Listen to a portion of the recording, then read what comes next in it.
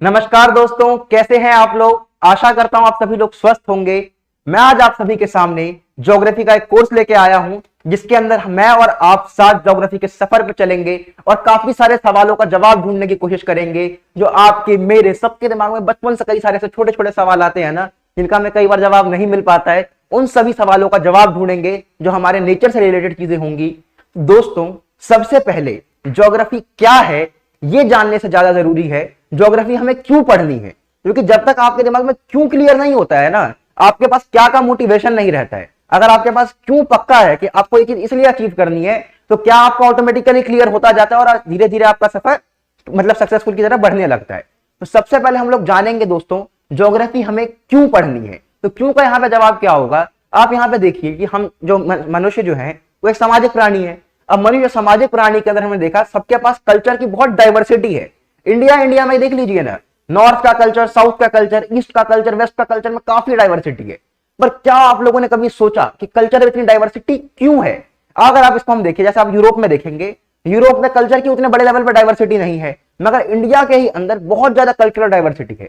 इसका कारण क्या है, जानने की कोशिश करते हैं। देखिए, सबसे पहले अगर मैं इंडिया की बात करूं, अगर आप मौसिन राम का देखेंगे, जो हमारे मेघालय की तरफ का सीन है, वहां पे आप देखेंगे चेरापूंजी की जगह पे कि लोग जो है वहां पे बारिश बहुत होती है, तो उनका एक ऐसा कलर का रेनकोट होता है, एक तरीके का, मींस आपने देखा होगा लकड़ी वगैरह का, तो वो ऐसे रेनकोट में नेटफ्लिक्स का एक एडवर्टाइजमेंट भी चलता है, उसमें भी आपने देखा होगा।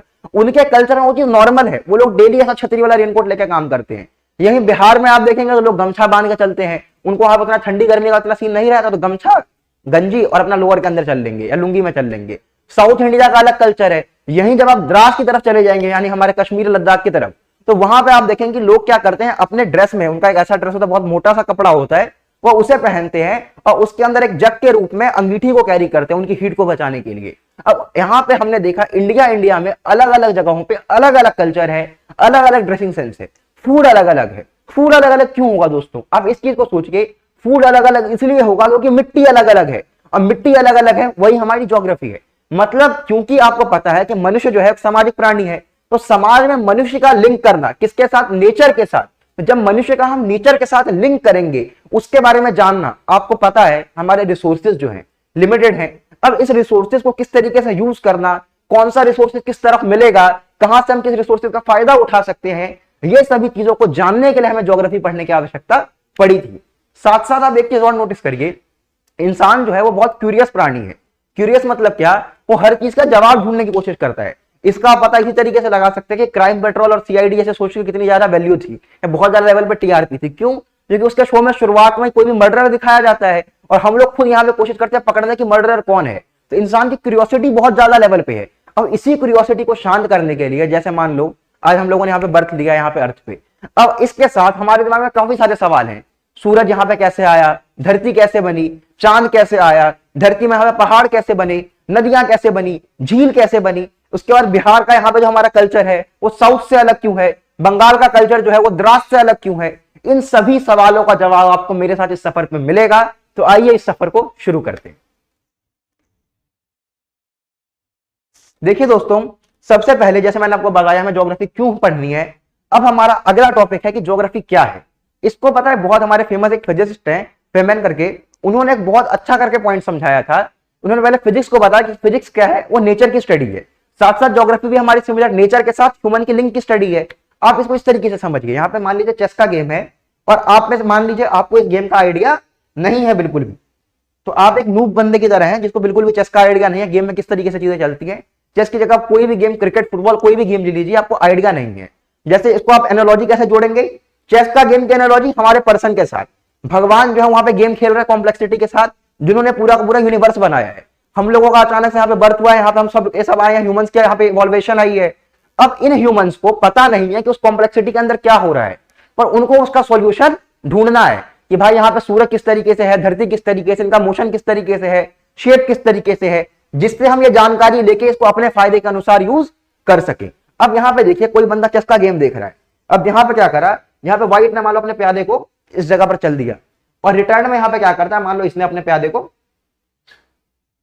इस जगह पर चल दिया। एग्जाम्पल के रूप में ले रहे हैं चेस के गेम में। अब जब ये प्यादा यहां आया और ये प्यादा यहां आया, यहां पे जो बंदा ऑब्जर्वर है वो क्या समझेगा कि ये जितने भी प्यादे हैं इसका काम क्या है, सीधा चलना है।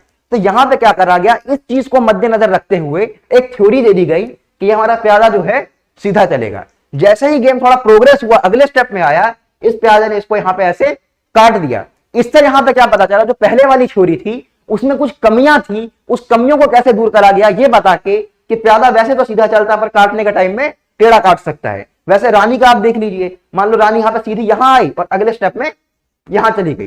तो यहां पे जैसे जैसे इवॉल्वमेंट होती गई, थ्योरीज आती गई, थ्योरीज में हमारी इवॉल्वमेंट हुई, कुछ चीजें ऐड हुई। जैसे आप लोगों ने अगर एटम की थ्योरी देखी होगी, डाल्टन का पहले थ्योरी देखा, फिर धीरे धीरे आपने रदरफोर्ड मॉडल तक वहां तक पहुंचे, फिर वहां से हमने देखा बोहर्स मॉडल तक हमने देखा होगा। मींस अगर आप लोगों ने पढ़ा होगा यहाँ पे 9th-10th के अंदर भी इन चीजों को, तो आपने यहाँ पे देखा कि होता क्या है हमारे देश के अंदर या हमारे वर्ल्ड में कहीं पे भी देखेंगे, हम क्या करते हैं अपने एक्सपीरियंसेस के हिसाब से कोई थ्योरी देते हैं कि हमें लगता है कि ये चीज इस तरीके से चल रही है। फिर जैसे जैसे अगली जनरेशन आती है वो देखती है कि हमने जो यहाँ पे रीजन दिया, क्या उस रीजन से सारी की सारी चीजें सेटिस्फाई हो रही है। अगर सारी चीजें सेटिस्फाई हो रही हैं तो उसको हम डन कर देते हैं। अगर उसमें कुछ एरर है या कुछ कमी है तो उसके अंदर और चीजें ऐड की जाती हैं और उसको और थोड़ा बेटर बनाया जाता है। और अगली जनरेशन क्या करती है, उसमें और चीजें ऐड करती है और ऑब्जर्व करती है और उसको और बेटर बनाती है। तो ज्योग्राफी एक्चुअली हम लोगों ने देखेंगे, जैसे जैसे हम सफर पे बढ़ेंगे आगे, हम लोग क्या देखेंगे कि जितनी भी चीजें हमारे यहाँ पे हो रही है ना दोस्तों, उसका हमने क्या करा अपने हिसाब से। जैसे मान लो हमारे जो पूर्वज थे उन्होंने क्या करा, अपने हिसाब से एक थ्योरी दी, अच्छा ये चीज इसके कारण हो रही है, और उसके हिसाब से उन्होंने बाकी चीजों को सॉल्व करने की कोशिश करी। जो चीजें सॉल्व हो गई वो ठीक है, जहां पे कोई चीज वहां पे उस तरीके से सॉल्व नहीं हुई, समझ गए इसके अंदर कोई प्रॉब्लम है, फिर उस पर और रिसर्च करा और ऑब्जर्वेशन करी और उस ऑब्जर्वेशन से एक नए रिस्पॉन्स पे पहुंचे, नए रिजल्ट पे पहुंचे। उसके बाद जब वो चीज थोड़े समय तक चली, उसको मद्देनजर रखते हुए एक और रिस्पॉन्स पे पहुंचे, नए रिजल्ट पे पहुंचे। इसी तरीके से हमारी ज्योग्राफी इवॉल्व हुई है। आपको पता है अभी के समय में भी हम लोग बहुत कम धरती के बारे में जानते हैं। आपको क्या लगता है हम लोग भले ही स्पेस में कितने भी हजारों किलोमीटर ऊपर पहुंच गए हो, हम धरती में 15-20 किलोमीटर भी नीचे भी नहीं जा पाए हैं। तो आपको यह पता होना चाहिए कि जब हम ज्योग्राफी की बात कर रहे हैं तो हमारे पास जानकारी बहुत ही लिमिटेड है आज के डेट में भी, और इस लिमिटेड जानकारी, लिमिटेड ऑब्जर्वेशंस के हिसाब से जो हमने कंक्लूजन्स निकाले हैं उसी के समावेश को हम लोग यहाँ पे ज्योग्राफी के अंदर दोस्तों पढ़ेंगे। तो आइए दोस्तों, जैसे मैं आपको यहाँ पे एग्जांपल के रूप में समझाता हूं। जैसे आपने कहा कि भैया आप यहाँ पे जो कह रहे थे कि जैसे हमने चीजों को पढ़ा, लोगों ने पहले क्या ऑब्जर्वेशन देखी और उससे क्या चीज फेलियर्स आई, उस हिसाब से नया ऑब्जर्वेशन क्या आया। तो आपको ये मीन्स जान के थोड़ा आश्चर्य भी हो सकता है कि आज से लगभग 600-700 साल पहले तक ऐसा माना जाता था कि धरती जो है वो यूनिवर्स का सेंटर है और उसके चारों बगल सारे के सारे प्लैनेट्स मूव करते हैं, सन मूव करता है। अब आप कहेंगे भैया ऐसा क्यों? आप नॉर्मली सोचिए, किसी बंदे को अभी यहाँ पे स्पेस में जाने का पोजीशन नहीं है, कोई बंदा स्पेस में नहीं देख सकता क्या हो रहा है, उस बंदे को क्या देख रहा है, वो सुबह उठा, देखा कि भाई सन यहाँ से राइज हो रहा है और यहाँ से जाके उस तरफ सेट हो रहा है, तो उसको क्या लगा अर्थ यहाँ पे स्टेशनरी है, उसके हिसाब से सन मूव कर रहा है, उसके हिसाब से सुबह देखा मान लो कि मार्स मूव कर रहा है, विनस मूव कर रहा है। तो उस वक्त उस व्यक्ति को क्या समझ आया कि हम लोग सेंटर है, हम लोग के ऊपर सब कुछ डिपेंडेंट है और हमारे हिसाब से सन मूव कर रहा है, हमारे हिसाब से मून मूव कर रहा है। उन्होंने उस वक्त ये थ्योरी दे दी। इस थ्योरी का नाम क्या दे दिया है? Geocentric theory. जियो मतलब अर्थ, सेंट्रिक यानी कि सेंटर, यानी कि अर्थ सेंटर है, उसके हिसाब से सारी चीजें मूव कर रही हैं। ये थ्योरी अपने हिसाब से सब कुछ सही चल रही थी उस वक्त तक, कोई प्रॉब्लम नहीं आई। प्रॉब्लम कब आई? जब हमने अर्थ का मोशन ट्रैक करा ना मार्स के हिसाब से। ये काफी खैर बहुत कॉम्प्लेक्स हो जाएगा, पर आप तब तक इसको ऐसे समझ लीजिए, जब अर्थ के मोशंस को आगे रूप में ट्रैक करा गया तो ये थ्योरी कई जगह पर फेल होने लगी और उसके बाद क्या करा गया, इसको मीन सेट करने के लिए एक नई थ्योरी सोची गई। उसके अंदर यह माना गया कि अगर हम यहां पे सन को मान ले सेंटर और उसके हिसाब से अर्थ को रोटेट करता हुआ मान ले सन के अलोंग, तो ये सारी की सारी प्रॉब्लम्स का हमें एक सॉल्यूशन मिल जाएगा और जो चीजें यहाँ पे अर्थ को सेंटर मानने पे फेल हो रही थी वो चीजें यहाँ पे रखने पे सक्सेस हो जाएंगी। तो जैसे हमने देखा यहाँ पे पहले जियोसेंट्रिक थ्योरी थी, ये अर्थ था, हमने हमारा अर्थ सेंटर है, मून हो गया, विनस हो गया, सन हो गया, मार्स हो गया, इन चारों चीजों का उस वक्त तक आइडिया था। ये चारों चीजें अर्थ का चक्कर लगा रही हैं, पर काफी जगह पे जब हम यहाँ पे मार्स की बात कर रहे थे, विनस की बात कर रहे थे, हमने उनका मोशन देखा तो वहां पे काफी हद तक फेलियर्स आ रही थी, इस चीज को सेटिस्फाई नहीं कर पा रही थी। तो इस चीज को सेटिस्फाई क्या कर दिया फ्रेंड्स, हमारा जो हीलियोसेंट्रिक है, हीलियो यानी यहाँ पे सन सेंटर में है, अगर हम इसी केस में सन को सेंटर मान लें और उसके अलोंग हर चीज को अपना वहां पे मूवमेंट में ले लें, उसका हम सबको चक्कर लगवा दें, तो ये प्रॉब्लम हमारी दोस्तों सॉल्व हो जाती। आप लोग यहाँ पे एग्जाम के लिए याद रखिएगा कि यहाँ पे जियोसेंट्रिक सिस्टम और हेलियोसेंट्रिक सिस्टम में, आप हेलियोसेंट्रिक आपको कॉर्पेनिकस ने दिया था, ये एग्जाम में कई बार आपसे डायरेक्ट पूछा जा सकता है। तो दोस्तों आते हैं ज्योग्राफी के ऊपर, डेफिनेशंस के हिसाब से चलते हैं थोड़ा साथ साथ, क्योंकि आपको पता है एग्जाम के लिए डेफिनेशंस की भी आपको थोड़ी बहुत नीड पड़ेगी। तो देख लेते हैं ज्योग्राफी क्या है friends. Geography means description of earth. The term geography was coined by Eratosthenes. अब ध्यान दीजिए, ज्योग्राफी क्या है, वो अर्थ की डिस्क्रिप्शन है। आप इसको ऐसे देखिए, ज्योग्राफी जो है वो दो वर्ड से बनी है, जियो और ग्राफी। तो जियो का मतलब होता है अर्थ और ग्राफी का मतलब होता है डिस्क्रिप्शन, यानी अर्थ की डिस्क्रिप्शन ही जो है वही ज्योग्राफी कहलाती है। ये हमारे फादर ऑफ ज्योग्राफी है, इन्होंने ज्योग्राफी का ये टर्म कॉइन किया था। उसके बाद देख लेते हैं, it is the study of places and relationship between people and their environment. हमने क्लास की शुरुआत ही दोस्तों इसी चीज से करी थी कि ज्योग्राफी क्या है, नेचर की, प्लेसेस की, जगहों की स्टडी है, उसके साथ इंसान का क्या रिलेशन है, इंसान एनवायरनमेंट के साथ क्या क्या चीजें देख रहा है। जैसे आपने बताया था कल्चर का चेंज आ रहा है, इंसान का जैसे आपने देखा फूड का चेंज आ रहा है, तो ये सभी चीजों की स्टडी को हम ज्योग्राफी के रूप में पढ़ेंगे। दोस्तों जैसे आपको मैं एक चीज बताता हूं, ये आपके सामने फिजिकल मैप दिख रहा होगा वर्ल्ड का। आप में से कितने बंदे ने इस मैप को अभी तक देखा होगा, लाइफ में सबने देखा होगा कभी ना कभी, पर आपने कभी इस चीज को इतना अगर गौर से ध्यान देंगे ना, तो ये एक्चुअली फिजिकल मैप बहुत कुछ बता देता है इस दुनिया के बारे में। बस आप इसको एक नजर देखेंगे तो यहाँ पे आप देखेंगे, यहाँ पे कहीं पे आप देखेंगे समुद्र का कलर जो है, कहीं पे डार्क है, कहीं पे लाइट है। कभी आप यहाँ देख रहे हैं, यहाँ पे कहीं ग्रीनरी है, कहीं पे ब्राउन है, कहीं पे आपको व्हाइट दिख रहा है। एक्चुअली पता है क्या है, ये आपको एक्चुअली फिजिकल मैप के अंदर पूरे दुनिया का ये बता रहा है कि कहां पे गहराई कितनी है समुद्र की, कहां पे समुद्र हमारा समतल है, मींस बिल्कुल ग्राउंड के आसपास का लेवल का जो हम सी लेवल कहते हैं, या हमारा कोस्ट वाली चीज यहाँ पे देखेंगे हल्का हल्का लाइट लाइट दिखेगा आपको। उसके बाद जैसे जैसे आप सेंटर की तरफ बढ़ेंगे आपको डार्क डार्क दिखेगा, समुद्र की गहराइयां दिखा रहा है। साथ साथ अगर आप यहीं देखेंगे जो हमारा लैंड है, जहां जहां ग्रीन दिखा रहा है वो दिखा रहा है कि वहां पे बहुत ज्यादा हाइट नहीं है। जैसे जैसे हमारा बाउंड्री की तरफ जा रहे हैं वहां पे हाइट दिखा रहा है कि हमारा जो मेन एलिवेशन है ग्राउंड लेवल यानी हमारे सी लेवल है, उससे हमारा ग्राउंड का लेवल उठता जा रहा है। तो इन सभी चीजों को भी हम क्लासेस के अंदर देखेंगे, क्योंकि देखिए हम लोग हमेशा क्या करते हैं, पॉलिटिकल मैप को याद करके चलते हैं अपने दिमाग में, पर ये जो फिजिकल मैप है ना, ये बहुत ही इंपॉर्टेंट बनने वाला है आपकी लाइफ के लिए। क्योंकि अगर आप फिजिकल मैप को देखना समझ गए, जब ऐसे आपने वर्ल्ड का देखा, हम इंडिया का भी देखेंगे, तो आपको सब कुछ क्लियर हो जाएगा कि नदियों की मूवमेंट किस तरीके से है। अब आप लोगों ने ध्यान दिया होगा कि हमारी जितनी भी मींस नॉर्थ की नदियां आ रही हैं, अगर हम इंडिया में देखें, गंगा होगा, यमुना होगा, ये सारी की सारी इस तरीके से डायरेक्शन में आके बे ऑफ बंगाल में जाके समाप्त हो रही है। वो नीचे की तरफ क्यों नहीं आई? जब आप यहाँ पे फिजिकल मैप देखेंगे तब आपको पता चलेगा कि विंध्याचल के पर्वत हैं, नीचे नर्मदा और गंगा क्यों नहीं मिल पाया, उनके बारे में समझेंगे। उसके बाद हमारे जो ये मींस जो नदियां हैं नीचे में हमारे सदर्न इंडिया की, वो भी सारी की सारी ज्यादातर जो है वो बे ऑफ बंगाल की तरफ जा रही है और बहुत कम जो है अरेबियन सी की तरफ जा रही है। इन सबको भी आप फिजिकल मैप देख के बस चुटकी भर में समझ सकते हैं कि स्लोप जो है वो इस तरफ की तरफ जा रहा है, किसकी तरफ, बे ऑफ बंगाल की तरफ काफी हद तक हमारा स्लोप जा रहा है हाइट का। तो ये सारी चीजों को भी आप फिजिकल मैप से हमारे क्लासेस में धीरे धीरे समझेंगे। दोस्तों सबसे पहले क्लासेस को आगे बढ़ाने से पहले मैं चाहता हूं कि आप लोग कम से कम एक बार सिलेबस का आइडिया ले लें, क्योंकि देखो अगर हमें पता ही नहीं रहेगा ना हमें पाना क्या क्या है, तो हम बिल्कुल अंधेरे में तीर मारते हुए चलेंगे। तो अगर हमें सिलेबस का पूरा आइडिया लग जाए, इसके अंदर मैंने आपके लिए मेजर टॉपिक्स लिख दिए हैं, साथ साथ कुछ हमारे मिसलेनियस टॉपिक्स होंगे, उसको भी हम इसके साथ साथ पूरे कोर्स में कवर करेंगे। आगे दोस्तों सिलेबस देख लेते हैं। सबसे पहले हमारा solar system and origin of the अर्थ। हमारा सोलर सिस्टम में जो हमारे ग्रह हैं, अब हमारे आप देखेंगे टेरेस्ट्रियल प्लैनेट है, जोवियन प्लैनेट्स है, इन सभी के बारे में हम पढ़ेंगे। हमारा सोलर सिस्टम कैसे बना, बिग बैंग थ्योरी के बारे में पढ़ेंगे, अर्थ के ओरिजिन के बारे में पढ़ेंगे।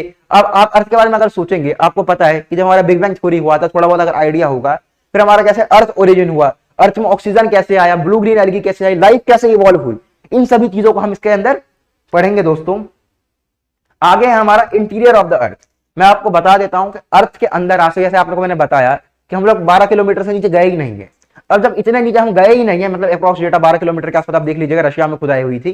क्यों नहीं गए? क्योंकि उसके नीचे जैसे हम छेद करते हैं तो हमारे पास जो भी डिवाइसेस हैं वो इतने मजबूत नहीं है कि इतनी हीट को सह सके कि उसके नीचे भी वो छेद कर सके। वहां पे जाती चीजें पिघलनी शुरू हो जाती है। तब आपके दिमाग में एक सवाल उठ सकता है कि भैया जब आप इस लेंथ से नीचे गए ही नहीं तो आप यहां तक की चीजों के बारे में बता कैसे सकते हो? मैं आपको फिर से बता रहा हूं, हमारी चीजें किस हिसाब से चलती है, ऑब्जर्वेशन के हिसाब से चलती है।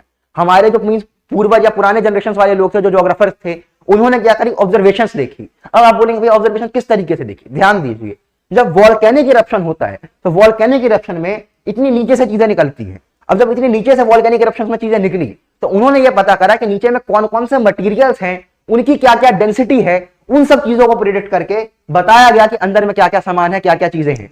साथ साथ जब हमारा मीटेओराइट वगैरह ऊपर से आता है, जब आपने उल्कापिंड के रूप में देखा होगा, जब वो यहां गिरता है तो हम उसका कोर स्टडी करते हैं। अब ध्यान दीजिए, वो स्पेस में आ रहा है, वो किसी चीज का कोर है। अब जिस मटेरियल का उसका कोर होगा, जो डेंसिटी उसकी होगी, हम उम्मीद करते हैं कि हमारे भी कोर की चीज उससे काफी हद तक लिंक करती होगी। तो हम जैसे मान लीजिए जिस तरीके से दूसरा प्लेनेट जिस चीज से बना होगा, हम उम्मीद करते हैं अर्थ के अंदर भी काफी सारी चीजें उसी चीज से बनी होंगी। तो इन सभी चीजों की मदद से हम अपना एक एनालिसिस लेते हैं और बताते हैं कि इंटीरियर ऑफ अर्थ में क्या क्या होगा। मैं आपको वापस बता देता हूं कि इंटीरियर ऑफ द अर्थ क्या अगर आप बात करेंगे तो मुझे नहीं लगता कि किसी बंदे को कोर का गारंटी के साथ, एश्योरेंस के साथ करेगा यही चीजें हैं। क्योंकि कोई अभी तक गया ही नहीं है वहां पे, किसी ने देखा नहीं है। पर हम एनालिसिस के हिसाब से, जैसे हम एनालिसिस करते हैं ना किसी चीज का कि इसके हिसाब से ये चीज होगी, इसके हिसाब से ये चीज होगी, तो जैसे हमने यहां से अंदर से निकलने वाली चीजों को देखा, लावा को देखा, उसकी जब स्टडी करी तो उससे रिलेटेड हमने चीजों को देखा कि यहां पे अंदर में क्या क्या पाया गया होगा। हम इनके बारे में पढ़ेंगे दोस्तों। हम अपने सिलेबस में India and it's neighbouring countries के बारे में पढ़ेंगे, एग्जाम के लिए बहुत ही इंपॉर्टेंट है। इंडियन ज्योग्राफी हमें पूरी पढ़नी है, साथ में नेबरिंग कंट्रीज में क्या क्या डिस्प्यूट्स हैं, क्या सीन्स हैं उनके साथ, हमारा कैसा रिलेशन रहा है, इन सब चीजों को भी हम इस क्लासेस के अंदर जानेंगे। अगला फ्रेंड्स माउंटेन्स, आपको पता है एग्जाम के लिए सदाबहार टॉपिक है, माउंटेन्स हमेशा क्वेश्चन आते हैं। इसके अंदर हम इंडियन माउंटेन्स भी पढ़ेंगे, हमारे हिमालयास हो गए, सतपुरा हिल्स हो गए, अरावली हो गए, हमारे गारो खासी जानती है आपके जो वो है मेघालय के हैं, उनके बारे में भी पढ़ेंगे। साथ साथ हम वर्ल्ड के भी इंपॉर्टेंट माउंटेन्स पढ़ेंगे, जैसे आपको पता है एंडीज हो गए, इन सब के बारे में जानकारी लेंगे दोस्तों। उसके बाद हमारा है रिवर्स ड्रेनेज सिस्टम। आपको रिवर्स का पूरा तरीके से इसमें पढ़ाया जाएगा कि नदियां किस तरीके से आ रही हैं, उनके पाथ किस तरीके से बने, वैसे ही पाथ क्यों बने, इन सभी चीजों को, उनकी क्या क्या सहायक नदियां हैं, जो जो आपके एग्जाम के लिए इंपॉर्टेंट होगा, सब चीज को इसमें कवर करा जाएगा दोस्तों। उसके बाद अगर हमारी लेक्स हो गई, वुलर लेक हो गया, आपको पता है लेक से कितने एग्जाम में क्वेश्चन आते हैं, इन सब का भी एक अलग से सेक्शन रखा जाएगा। प्लेन्स हो गए, आपका मैदान हो गया, आपके मैदानी क्षेत्रों के बारे में भी आपको पढ़ाया जाएगा दोस्तों इसके अंदर। डेजर्ट, अब आपको अगर आपको एक चीज बताऊं, आपने कई बार ध्यान ना दिया हो, हमारे जो मेजोरिटी ऑफ डेजर्ट्स है ना, वो एक स्पेशल लेटीट्यूड जोन में लाई करते हैं। जब मैं आपको लेटीट्यूड लॉन्गिट्यूड के बारे में पढ़ाऊंगा, जब हम डेजर्ट पे आएंगे तो आप इस चीज का ध्यान दीजिएगा। ये सारी चीजें भी काफी हद तक कैसे कैसे डिपेंड करती है, ऐसा नहीं कि डेजर्ट कहीं भी है, एक स्पेशल लेटीट्यूड जोन है, एक स्पेशल हमारे कोस्ट है, उसी कोस्ट पे ज्यादातर आपको डेजर्ट देखने को मिलेगा। मैं आपको कोस्ट का भी बताऊंगा कौन सा, लेटीट्यूड जोन भी बताऊंगा कौन सा है, पर समय आने में जब हम डेजर्ट शुरू करेंगे तो कुछ कुछ सस्पेंस भी आपके लिए होना चाहिए। साथ में अगर देखें हम क्लाइमेटोलॉजी के बारे में पढ़ेंगे, बारिश कहां पे कितनी होती है, मेघालय में बारिश ज्यादा क्यों हो रही है, क्या वहां पे पहाड़ की सिचुएशंस हैं। उसके बाद हमारे जो मींस रेनफॉल हो रहा है, तमिलनाडु से बारिश किस तरफ से निकलती है, या फिर हमारे केरला में क्या चलता है, पंजाब में कहां से आ रहा है, अरेबियन सी से कैसे हमारा मानसून उठता है, या फिर हमारा बंगाल से कैसे मानसून उठता है, इन सभी चीजों को हम क्लाइमेटोलॉजी के अंदर पढ़ेंगे दोस्तों। वॉल्केनोस के बारे में पढ़ेंगे कि वॉल्केनोस किस तरीके से बनते हैं, कौन सा माउंटेन वॉल्केनिक होगा, कौन सा माउंटेन वॉल्केनिक नहीं होगा, वॉल्केनिक क्यों है, ओशियनिक क्रस्ट, कॉन्टिनेंटल क्रस्ट, इन सभी चीजों के बारे में हम इसके अंदर पढ़ेंगे दोस्तों। साथ में हमारा प्लेट्यू है, प्लेट्यू यानी कि पठार, इसके बारे में भी हम लोग यहाँ पे पूरी तरीके से पढ़ेंगे कि हमारा प्लेट्यू क्या है, कैसे बना, क्यों है, इन सभी चीजों की जानकारी लेनी बहुत आवश्यक है। ओशियंस, आपको पता है एग्जाम के लिए ओशियनोग्राफी का भी बहुत इंपॉर्टेंट पोर्शन है, हमारे करेंट्स जो होते हैं ओशियन के, इन सब के बारे में पढ़ेंगे। इन सब के बारे में जैसे जैसे हमारी क्लासेस बढ़ेंगी आप देखेंगे दोस्तों। अर्थक्वेक के बारे में देखेंगे, सिस्मिक वेव्स के बारे में देखेंगे, किस तरीके से अर्थक्वेक होता है, क्यों होता है। हमारे आइलैंड्स के बारे में कि आइलैंड्स कैसे बने, ऐसा थोड़ी कि आइलैंड आप मान लो कि आइलैंड आपको जो दिख रहे हैं उनका कुछ रीजन है, आर्किपेलेज जो, इन सब के बारे में आपको इस क्लासेस के अंदर जानने को मिलेगा।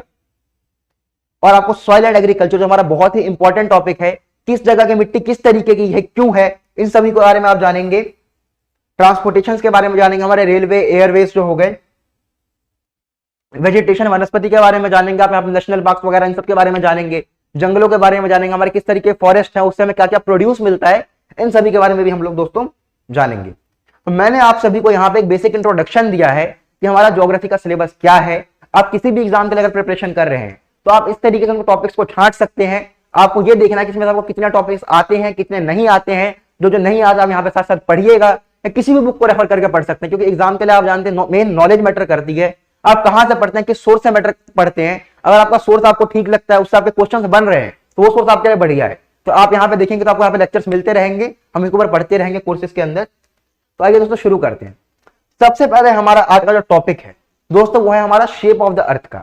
हम अर्थ पे शुरू करेंगे, लैटिट्यूड लॉन्गिट्यूड के बेसिक्स पे जाएंगे, और आने वाली क्लासेस में जैसे जैसे हमारी चीजें बढ़ेंगी हम आगे चीजों को पढ़ेंगे, कि स्पेस के बारे में पढ़ेंगे, हमारे कॉस्मोलॉजी सारी चीजों के बारे में देखेंगे। तो सबसे पहले अगर मैं बात करूं अर्थ के शेप के बारे में, तो आप में से कई बंदे इसको स्फेयर मानते हैं। हाँ जी बिल्कुल बात सही है, आप इसको स्फेयर बोल देंगे जो पहले माना जाता था, पर एक्चुअली अर्थ के शेप को स्पेशल नाम दिया गया जिसको हम जियोइड कहते हैं। जियोइड जैसा हम बताते हैं ना, जियो मींस अर्थ से रिलेटेड था, तो अर्थ के शेप को स्पेशल जियोइड नाम दिया गया है, जिसको हम पहले स्फेयर के रूप में मानते थे। मगर न्यूटन ने यहां पे क्या प्रपोज किया, न्यूटन ने कहा कि अर्थ एक पूरा स्फेयर नहीं है। स्फेयर क्यों नहीं है अभी आप समझेंगे, कि अगर मैं आपको यहां पे समझाऊं,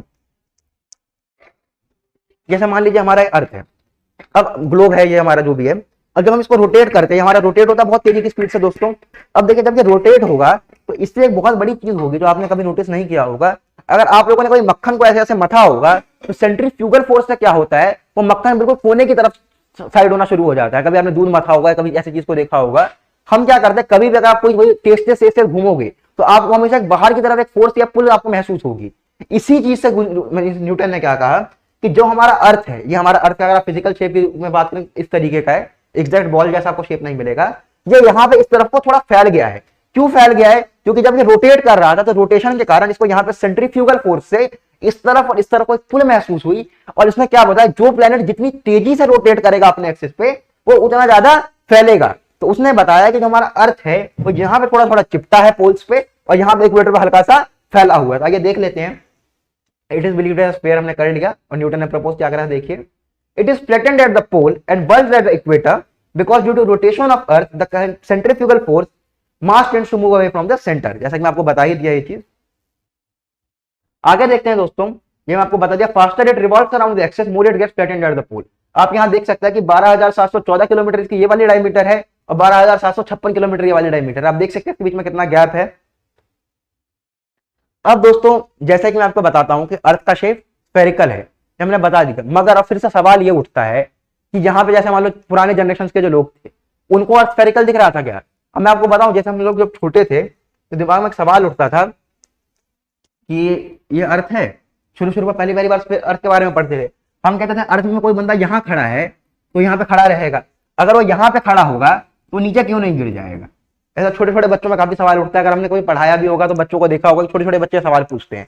अब उनको यहाँ पे बताने की क्या नीड थी कि यहाँ पे जो एक्चुअली बंदा है ना, ग्रेविटी के कारण यहाँ पे कोई भी बंदा खड़ा है तो ग्रेविटी हमेशा सेंटर की तरफ है, तो ये बंदा एक्चुअली यहाँ पे ऐसा खड़ा ही नहीं होगा, वो एक्चुअली खड़ा यहाँ पे ऐसा होगा। ये काफी बंदों का, छोटे बच्चों का सवाल रहता था कि अगर यहाँ खड़ा होगा तो ऐसे क्यों नहीं गिर जाएगा, यहाँ से ऐसे क्यों नहीं गिर जाएगा। तो आप यहाँ पे समझेंगे कि अर्थ का एक्चुअल ग्रेविटेशनल पुल है वो कोर की तरफ है। ये चीज भी न्यूटन ने बताई, कब? बहुत समय के बाद बताई। तो इस तरीके के सवाल उठते थे। अब आप यहाँ पे तो बहुत लाजमी सा सवाल होगा कि जो बंदों को सामने सामने अर्थ बिल्कुल चिपटा दिख रहा है, यहाँ पे किसी बंदे को अगर कोई आके बोले कि अर्थ स्फेरिकल है, गोल है, क्या कोई बंदा मानेगा? मींस लॉजिकली बात है, बहुत बंदे इसको अपोज कर देंगे, ऐसा क्यों होगा, कोई नहीं मानेगा। तो कुछ ना कुछ वैलिड रीजन देने पड़ेंगे ना भाई अर्थ को गोल बताने के लिए। अगर हम बोलेंगे कि अर्थ स्फेरिकल शेप का है तो कोई बंदा कैसे मानेगा, उसको प्रूव नहीं किया जाएगा। तो काफी सारे ऐसे एक्सपेरिमेंट्स देखने को मिले, काफी सारी चीजें ऐसी ऑब्जर्वेशंस देखने को मिली जिसके हिसाब से ये डिसाइड करा गया कि अर्थ स्फेरिकल है। ध्यान रखिए, मैं आपको अभी के जनरेशन के हिसाब से चीजों को नहीं बता रहा हूं। आज के जमाने में स्पेस में जाके कोई फोटो खींच के भेज देगी सैटेलाइट और बोल देगी अर्थ स्फेरिकल है, तो आपके सामने तो और चीज की प्रूफ की आवश्यकता नहीं है। ये मैं आज से 600-700 साल पहले के लोगों के लिए बता रहा हूं जिनको ये आइडिया नहीं है अर्थ स्फेरिकल है। वो क्या सोचते हैं कि अर्थ एक फ्लैट चीज है, फ्लैट जगह पे हम मूव कर रहे हैं और कहीं ना कहीं अर्थ जाके समाप्त हो जाएगा, उसका अंत हो जाएगा, और कहीं ना कहीं अर्थ का गड्ढा आएगा जिसको उस पर हम गिर जाएंगे। उस वक्त ऐसी तरीके की थोड़ी बहुत सोच थी। अब उस चीज को काटा किस तरीके से, क्या देखिए आप यहाँ पे देखिए, हमारे पास एविडेंस है हमारा स्फेरिकल अर्थ का। पहला एविडेंस है सर्कमनेविगेशन मैगलन द्वारा 1519 में शुरू करा था स्पेन से। आप यहाँ देखिए, जहां से उन्होंने शुरू करा और यहां से शुरू करते हुए मूव करते हुए सीधा सीधा इस डायरेक्शन में चले गए। अब यहां से ध्यान दीजिए, जब वो इस डायरेक्शन में मूव कर रहे हैं तो उनका यहाँ पे इकलौती पॉसिबिलिटी क्या थी इस डायरेक्शन मूव करते हुए, कोई यहाँ पे बिल्कुल अर्थ का एंड पकड़ लेंगे, या फिर क्या कर सकते हैं अगर एंड नहीं पकड़ेंगे तो उल्टा क्या कि यहां से वो निकले थे इस पाथ को फॉलो करते हुए आप वापस अफ्रीका देख रहे हैं और यहां से वापस उसी जगह पे आ गए, यानी जहां से शुरू कर रहे थे वहीं पे खत्म हो गए।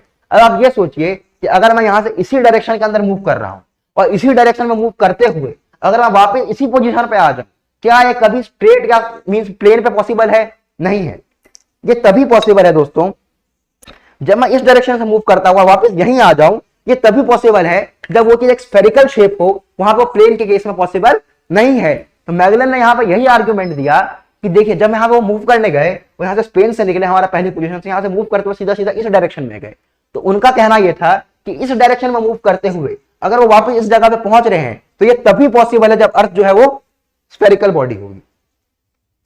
उसके साथ साथ जब उनका पहला ये आया, फिर और यहाँ पे चीजें आई, क्या है सर्कुलर हॉरिजन का। अगर आप में से यहाँ पे शहर के लोगों का तो पता नहीं, पर जो गांव देहात के इलाके के होंगे या जो कभी समुद्र वगैरह का इलाका घूमने गए होंगे या फिर जो पहाड़ वगैरह में घूमने गए होंगे, अगर आप किसी टॉप वाली जगह से देखते हैं तो आपको जमीन और आसमान मिलता दिखेगा, आपको जो हॉरिजन है वो सर्कुलर दिखेगा। अब ये सोच के अगर यहाँ कोई प्लेन हमारी धरती होती और आसमान में ऊपर प्लेन पैरेलल होता है, तो अगर आप यहाँ पे सीधा ऐसे खड़े होकर देख रहे होते तो क्या आपको कभी मिलते हुए दिख सकता है? या मिलते हुए कब दिख सकता है? तभी दिख सकता है जब दोनों की दोनों चीज यहाँ पे हमारा जो अर्थ है वो स्फेरिकल हो, तभी वो यहाँ पे कटते हुए नजर आएगी ना। यहाँ ध्यान दीजिए, मान लीजिए हमारा अर्थ है, और ये हमारा मान लीजिए आसमान हमें दिख रहा है। अब यहाँ पे अगर कोई बंदा खड़ा हो जाए और खड़ा होने के बाद अगर इस डायरेक्शन में दिखे, अगर ये चीज यहाँ पे मिलती हुई नजर आ रही है तो मिलती हुई यहाँ पे नजर तभी आएगी कि ये कुछ इस तरीके से यहाँ पे मुड़ी हुई हो। अगर ये मुड़ी हुई नहीं होती यहाँ पे तो क्या ये चीज हमें कभी इसका अंदर देखने को मिलता? हमें सीधा एंड में सीधा सीधा चीजें देखने को मिलती, कहीं पे भी कंजर्व करते हुए या मिलते हुए नहीं नजर आते। पर होता क्या है, ये हमें थोड़ी दूर के बाद ऐसे मिलते हुए नजर आते हैं। वो अलग बात है, मिलते नहीं है। ऐसा कब होगा? जब आप इस एंगल से देखेंगे तो आपको लगेगा ये और ये दोनों की जगह कर्व करेंगी, एक तरफ एंड की तरफ जाएंगी, तभी आपको ये मिलते हुए नजर आ सकते हैं। तो सर्कुलर होरिजन को देख के लोगों ने पता लगाया, क्योंकि होरिजन सर्कुलर है, आप कहीं से देखेंगे तो आपको लगेगा कि हमारी जो अर्थ है वो स्फेरिकल है। अगला पॉइंट क्या दोस्तों? शिप की विजिबिलिटी। ध्यान दीजिएगा, पहले के जमाने में शिप से बहुत लोग ट्रेवल वगैरह करते थे, तो जब भी शिप कोस्ट पे आती थी ना दोस्तों, तो शिप का सबसे पहले ऊपर वाला पोर्शन दिखता था। अब अगर अर्थ स्फेरिकल है भैया, तो अगर मान लो अगर फ्लैट, स्फेरिकल का तो मैं आपको रीजन ही दे रहा हूं, अगर अर्थ फ्लैट होती तो एक ही साथ पूरी की पूरी शिप दिखती। ऐसा हो सकता है क्या कि शिप का पहले ऊपर का पोर्शन दिख रहा है फिर नीचे का दिख रहा है? ये कब हो सकता है? जैसे आप यहां देखिए, मान लीजिए ये है। अब अगर मान लो फ्लैट होता है, जैसे कि मान लो कि ये अगर फ्लैट है, ये बोर्ड फ्लैट है, इस पे अगर कोई चीज आ रही है तो पूरी की पूरी दिखेगी। अगर मान लो यहां से कोई चीज आ रही है तो आपको पहले पेन का क्या दिखा? टॉप दिखा, और जाते वक्त में बाद में बॉटम दिखा। देख रहे हैं, यहां से आपको पहले क्या दिखा? स्फेरिकल चीज से जब कोई भी चीज आएगी तो आपको पूरी एक साथ नहीं दिखी। अगर मान लो ये सीधे वाली चीज पर ट्रेवल कर रही है, आपको पूरा एक साथ दिखेगा। देख रहे हैं, पूरा एक साथ। मगर अगर यहीं पे स्फेरिकल के ऊपर ट्रेवल करते हुए आएगी तो पहले ऊपर वाला पोर्शन दिखेगा, बाद में नीचे वाला पोर्शन दिखेगा। तो शिप के साथ भी यही हो रहा था। जब यहाँ पे लोग कोस्ट से देखे तो शिप का पहले ऊपर वाला पोर्शन दिखता था। तो यहां से उन्होंने क्या पता लगाया, क्योंकि अगर शिप का पहले ऊपर वाला पोर्शन दिख रहा है तो पक्की बात है कि हमारा अर्थ जो होगा स्फेरिकल होगा, वो कर्व्ड सरफेस के ऊपर से ट्रेवल करते हुए आ रही है। अगला पॉइंट क्या है? सनराइज और सनसेट अलग अलग समय पे अलग अलग जगहों पे हो रही थी। अब अलग अलग जगहों पे अगर अलग अलग सनसेट हो रही है, मान लो हमारा अर्थ फ्लैट है, फ्लैट अर्थ हुआ, अब यहां के बंदे और यहां के बंदे, अगर मान लो अर्थ फ्लैट है, अब सन अगर यहां राइज है तो यहां ए पॉइंट और बी पॉइंट दोनों पे रोशनी एक साथ आएगी और एक साथ यहां पे खत्म हो जाएगी। पर यहां पे ए पे अलग टाइम पे सनराइज हो रहा है, बी पे क्या हो रहा है? 12 घंटा बाद अगर सनराइज हो रहा है। ये तभी पॉसिबल है जब ये चीज स्फेरिकल हो। कैसे समझेंगे स्फेरिकल में भी समझिए। मान लीजिए आप लोग सन है, तो अगर आप लोग सन है तो मान लो आप लोग सन है और ये हमारा इंडिया है, तो अब हमारे इंडिया में अगर अभी आपको सनराइज दिख रहा है, अब अगर इंडिया में सनराइज दिख रहा है और उसके बाद अमेरिका के यहाँ पे कोई बंदा निकल जाता है, अपने वहां पे पहले टाइम में क्लॉक होती थी ना मिट्टी वाली जो ऐसे ऐसे चलती थी, अब उसको यहां से सनराइज दिख रहा है यहाँ पे 12 घंटे बाद। ये चीज कब पॉसिबल है? अब इंडिया और अमेरिका जो है वो अलग अलग साइड पर हों। अगर दोनों के दोनों प्लेन लाइन पे होंगे, जैसा मैप के रूप में देखते हैं, तो इंडिया पे और अमेरिका पे सन की लाइट एक ही साथ पड़ेगी। पर क्योंकि इनकी सनराइज और सनसेट के टाइम में डिफरेंस है, इससे यहां पे कंक्लूजन मिलता है कि अर्थ जो है वो स्फेरिकल हो। अगला पॉइंट देख लेते हैं लूनर एक्लिप्स का, यानी चंद्र ग्रहण का। देखिए दोस्तों, चंद्र ग्रहण क्या होता है, आप यहां ध्यान दीजिए। पहले एक्लिप्स वर्ड का मतलब समझिए। एक्लिप्स का मतलब होता है ब्लॉक कर देना। यहाँ पे वो व्हाट्सएप वाला ब्लॉक नहीं, एक्लिप्स का मतलब है किसी चीज को रोक देना या किसी चीज के बीच में आ जाना, कवर कर देना। तो यहाँ पे क्या हुआ? एक्लिप्स करा गया लूनर यानी कि चांद को। अब चांद को एक्लिप्स कौन कर सकता है? अर्थ एक्लिप्स कर सकता है। कैसे एक्लिप्स करेगा? यहाँ पे ध्यान दीजिए, अगर चांद जो है उसके और सूरज के बीच में धरती आ जाए तो उस केस में क्या होगा कि धरती की शेडो किस पे बनेगी? मून पे बनेगी। आप ध्यान दीजिएगा, हम लोगों को मून कब दिखता है? सन से आने वाली जो लाइट है वो मून पे पड़ती है, उसी का रिफ्लेक्शन यहाँ पे लोग रात में देख पाते हैं। अब यहाँ पे होगा क्या, जब सन से जो लाइट मून पर आई है वो यहाँ पे पड़ेगी, मगर यहाँ पे देखिए इतने रीजन पे ही लाइट आ रही है। यहाँ पे अम्बरा वाला रीजन, इसके ऊपर हम स्पेशली पढ़ेंगे एक्लिप्स के बारे में आगे। तो जो अम्बरा वाला रीजन है इस केस में तो पूरी तरीके से ब्लॉक हो गया। क्यों ब्लॉक हो गया? क्योंकि अर्थ ने ब्लॉक करा। अब मून पे जो इमेज बनेगी ना, देखिए किस तरीके से बनेगी। अब जैसे मान लो ये हमारा मून था, अब मून के ऊपर जो शेडो बनेगा तो कुछ ऐसा शेडो बनेगा और मून कुछ इस तरीके का दिखेगा जब हमारा लूनर एक्लिप्स होगा। अगर अर्थ हमारा स्फेरिकल नहीं होता तो आपको कुछ, अगर मान लो हमारा फ्लैट अर्थ होता है तो आपको कुछ इस तरीके का शेडो दिखता है। समझ रहे हैं ना? अगर मान लो किसी गोल चीज के ऊपर में, अगर मान लो यहाँ पे सीधा एक फ्लैट लाइन डाल दूंगा तो उसका शेडो किस तरीके से बनेगा? आप समझ रहे हैं ना? बिल्कुल यहाँ पे फ्लैट की बस इतने जगह का लाइट जाएगा। तो अगर कोई कर्व्ड चीज को यहाँ पे रख दूंगा तो कर्व्ड चीज से क्या उसकी स्फेरिकल जो हमारी शेडो बनेगी वो भी स्फेरिकल बनेगी। मैं उम्मीद करता हूं आपको समझ आ गया होगा। उसके बाद एक और चीज क्या नोटिस करी गई, हम हमेशा लगाते हैं ना सिमिलैरिटी वाला कंसेप्ट लगाते हैं। देखा गया कि जितने भी हमारे बाकी प्लेनेटरी बॉडीज हैं वो सभी के सभी क्या है? सर्कुलर है। मार्स सर्कुलर दिख रहा था, सन सर्कुलर दिख रहा था, मून सर्कुलर दिख रहा था। तो अर्थ कोई स्पेशल थोड़ी होगा, सिमिलैरिटी की चीजों के हिसाब से काम होगा ना। अगर मान लो हमारा मून हमारा स्फेरिकल दिख रहा है, हमें हमारा जो सन है वो हमें स्फेरिकल दिख रहा है, तो अर्थ फ्लैट कैसे हो सकता है? तो उस चीज के हिसाब से लोगों ने ये भी एनालॉजी लगाई कि अगर हम एनालॉजी को देखें तो अर्थ को भी स्फेरिकल होना ही पड़ेगा। उसके बाद अगर आप देखें Bedford level experiment, Bedford level experiment क्या होता है दोस्तों? आपने क्या करा, अगर आपने कभी पोल्स को लगाएंगे, आपने मान लो एक फ्लैट यहाँ पे पोल लगाई और यहां से आप ध्यान से देखेंगे तो ये तीनों पोल्स आपको सेम लाइन में दिखेंगे अगर सेम हाइट की है। पर एक्चुअली में क्या होता है, अगर आप कभी भी 3 पोल्स लगाते हैं और पोल ए से पोल सी की तरफ देखते हैं तो आपको पोल भी हल्का सा उठा हुआ दिखता है। ये तभी हो सकता है जब यहां पे ये चीज हो स्फेरिकल हो। तो दोस्तों इतनी सारे एग्जांपल देने का मेरा रीजन यहां पर यही था कि जब भी मैं आपको बोलता हूं कि ज्योग्राफी में हम क्या करते हैं, एनालिसिस के हिसाब से चलते हैं। ये उस समय की बात है जब यहाँ पे लोगों के पास उस हिसाब से सैटेलाइट इमेज नहीं थी देखने की कि अर्थ स्फेरिकल है कि यहाँ पे प्लेन है। तो उस वक्त क्या करा, बहुत सारे एक्सपेरिमेंट्स करे जाते हैं, उन एक्सपेरिमेंट करने में कई सालों लग जाते हैं। मैंने आपको पढ़ाया भले ही 10-15 मिनट में दिया, पर इतनी सारी चीजों को करने में कितने साल लग गए होंगे। इतने सालों का जो एक्सपेरिमेंट था, रिजल्ट था, उस चीज को हम लोग आज यहाँ पढ़ते हैं और इस कंक्लूजन के बाद इसको और अगले लेवल पे ले जाने की जिम्मेवारी हम लोगों की होती है कि हमने इससे क्या सीखा और इस एनालिसिस का यूज करके और आगे रिजल्ट दे सके तो आने वाली जनरेशन जो होंगी वो उस रिजल्ट का यूज कर सके। मैं आपको मेन ये बता रहा था कि ज्योग्राफी हम क्यों पढ़ते हैं, क्या पढ़ा हमने इन चीजों में, हमने कंसेप्ट को देखा और हम मींस जो हमारी आगे की यहाँ पे अप्रोच होगी वो एग्जाम ओरिएंटेड अप्रोच के साथ साथ पढ़ेंगे, पर इंटरेस्ट बिल्ड करते हुए, क्योंकि अगर आपका क्यों क्लियर होगा तो आपकी बाकी सारी चीजें ऑटोमेटिकली क्लियर होती रहेंगी। दोस्तों अब हमारा एक बहुत ही इंपॉर्टेंट टॉपिक आ गया है ज्योग्राफी का, जो है लैटिट्यूड एंड लॉन्गिट्यूड।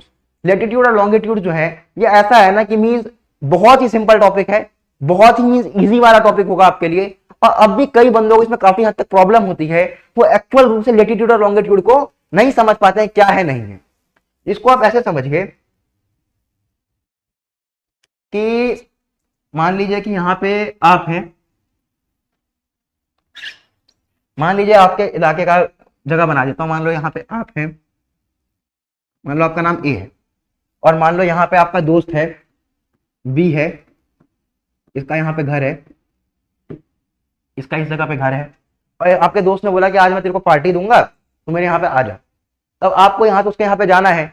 अब आप बोलेंगे बी से कि भाई मेरे को तेरे यहाँ आना है, रास्ता बता। तो अब वहां से आपको रास्ता कैसे बताएगा, भाई इस तरफ आ जा। अब ए से इस तरफ कैसे पता चलेगा भाई किस तरफ जाना है, किसी भी तरफ जाना पड़ सकता है। अब आप क्या बोलेंगे, भाई थोड़ा लेफ्ट हो जा, थोड़ा राइट हो जा, थोड़ा लेफ्ट हो जा, थोड़ा राइट हो जा, काफी प्रॉब्लम हो सकती है। मगर यहीं पर अगर मान लो मैं क्या करूं, आपके इलाके का एक यहाँ पे मैपिंग कर दूं, यहाँ पे मान लो कोऑर्डिनेट्स बना दूं,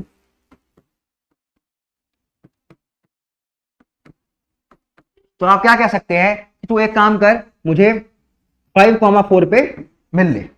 अगर आप लोगों ने मैथमेटिक्स में पढ़ रखा हो कोऑर्डिनेट वाले सिस्टम के अंदर, मतलब क्या, 5 कदम इधर चलना और फिर 4 कदम इधर चलना तो तू मेरे यहां पर पहुंच जाएगा।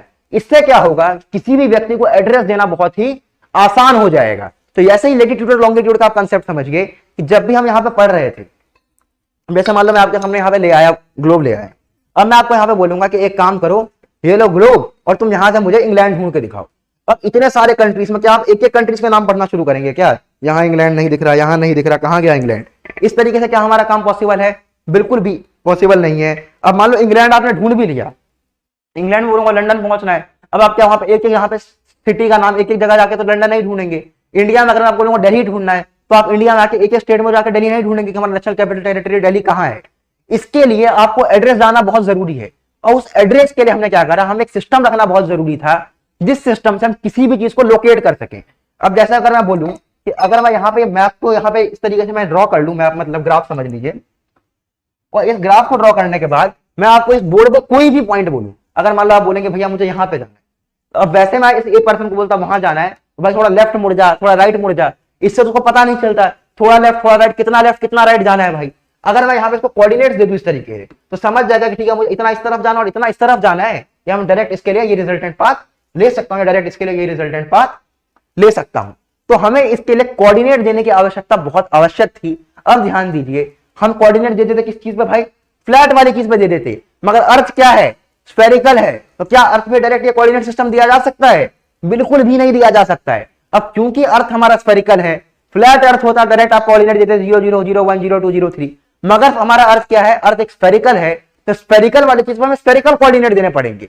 अब स्फेरिकल कोऑर्डिनेट के अलावा हम देखेंगे तो काफी सारा कंसेप्ट जाता है, तो मींस मैथमेटिक्स में आप हायर लेवल में पढ़ेंगे तो उससे चीजें काफी कॉम्प्लेक्स पड़ सकती थी। क्योंकि अब देखिए स्फेरिकल के अंदर अगर मैं इसको 3D मॉडल के रूप में देखूं तो मुझे क्या अर्थ के अंदर एक एक पॉइंट में जाना है, जैसे मान लो अभी आप समझ जाएंगे।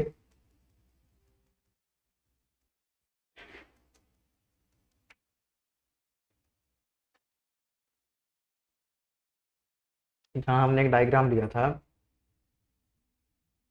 देखिए अब जैसे मान लो यहाँ पे अगर मैं बोलूँ मेरे को अर्थ के सेंटर में पहुंचना है, अगर मुझे ऐसी कोडिंग की आवश्यकता होती तो यहाँ पे मैं 3D कोडिंग लेके चलता कि मेरे को वहां भी अंदर भी पहुंचना है, मगर एक्चुअली में है क्या, हमें जाना है अर्थ के बाहर बाहर के सरफेस पे, अंदर तो जाना नहीं है। तो भले ये फिगर 3D है पर हमें कोडिंग का मैप किस तरीके से चाहिए, 2 डायमेंशनली चाहिए, क्योंकि हमें बस ऊपर ऊपर के सरफेस पे ही घूमना है। ध्यान दीजिए, अगर मैं अर्थ क्या करूं, पिचका दूं या यहां से काट दूं एक तरीके से, तो आपको ट्रेवल तो बस बाहर बाहर के सरफेस पे करना है ना, आपको कोर में ट्रेवल नहीं करना, मेंटल में ट्रेवल नहीं करना, आपको उसका कोऑर्डिनेट नहीं चाहिए। अगर आपको इसका कोऑर्डिनेट चाहिए होता है तो हम 3D कोडिंग की कोशिश करते हैं, जैसे हम लेंथ ब्रेथ हाइट में कोडिंग करते हैं ना। अगर मतलब आपको रूम में बोलूंगा कि आपको इस पॉइंट पे खड़ा होना है, तो आप क्या कहेंगे, किसी को कैसे बताएंगे, इतना लेंथ ट्रेवल करो, इतना ब्रेथ ट्रेवल करो और इतनी हाइट ट्रेवल करो। पर हमें चाहिए क्या था, हमें चाहिए था 3D चीज के अंदर 2D लेवल की चीज। मतलब क्या है, तो मान लीजिए 3D सरफेस, 3D है हमारा जो है, मगर हमें इसके अंदर अंदर ट्रेवल नहीं करना, हमें बस बाहरी वाले सरफेस पे ट्रेवल करना है। तो इसके लिए हम लोगों को क्या पड़ा, लेटीट्यूड और लॉन्गिट्यूड बनाने की आवश्यकता पड़ी। अभी आप लोग समझ जाएंगे दोस्तों लेटीट्यूड और लॉन्गिट्यूड एक्चुअली है क्या। पर मेरा वही पॉइंट रहता है, अगर मैं आपको क्यों क्लियर कर दूं कि हमें लेटीट्यूड और लॉन्गिट्यूड बनाने की आवश्यकता क्यों पड़ी, तो लेटीट्यूड और लॉन्गिट्यूड क्या है वो जानने में आपका इंटरेस्ट भी बिल्ड रहेगा। देखिए दोस्तों, लेटीट्यूड को आप इस तरीके से समझिए, ये डायग्राम का कलर थोड़ा कोई नहीं, मतलब कंसेप्ट समझ लीजिए। आपके सामने अर्थ है, हमने क्या करा, अर्थ को बीच से काट दिया, बीच से काट दिया, इमेजिन कर लिया आपको एक कटा हुआ अर्थ है। अब इस कटे हुए अर्थ में बिल्कुल बीचों बीच से हमने एक लाइन ले ली, जिसका हमने नाम दे दिया इक्वेटर।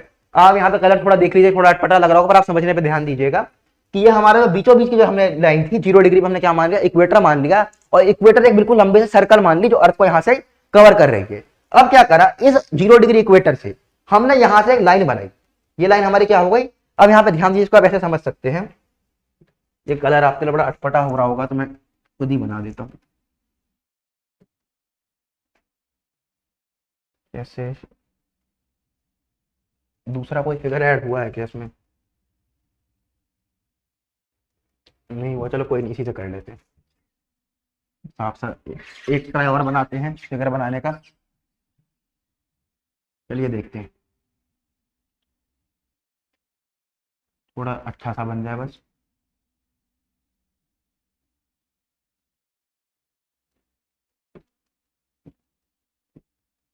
मान लीजिए हमारा अर्थ का सरफेस है और ये हमारा मान लीजिए सेंटर है, ठीक है। आप अपने इमेजिन कर लीजिएगा, मान लीजिए हम सर को मतलब अर्थ को यहाँ से बीचों बीच से काट दिया है।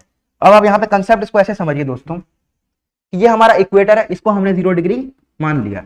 अब जो इसका प्लेन है ना, इक्वेटोरियल प्लेन, ये वाला जो प्लेन है, इसके साथ जितने भी जगह पे एंगल जो इसकी बना रही होगी, जैसे आप मान लो कि अगर मान लो मैं यहाँ पे ऐसा हाथ रखता हूँ, अब इससे 15 डिग्री का एंगल एक यहाँ बनेगा, एक यहाँ बनेगा, यहाँ यहाँ यहाँ ब्लैक कलर में आपको नहीं दिख रहा होगा, ये मान लो ये हमारा 15 डिग्री के मैंने एंगल पे उसको फिक्स कर लिया।